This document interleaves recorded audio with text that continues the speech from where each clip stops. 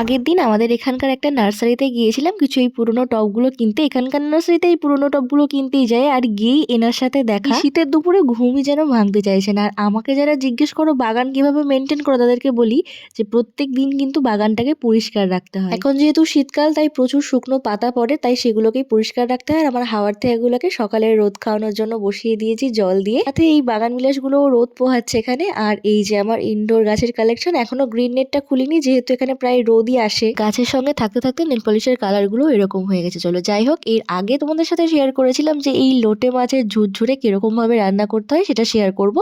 তারপরে আর করা হয়নি, তো চলো আজকে শেয়ার করছি।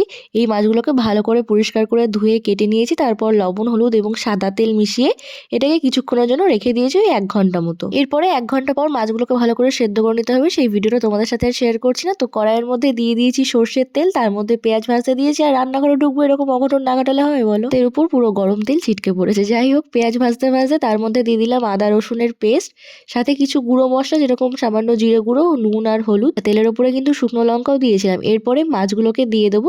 দেখো কিছু কিছু মাছ কিন্তু সিদ্ধ হয়েছে, আর কিছু কিছু মাছ এখনো ভালোভাবে হয়নি।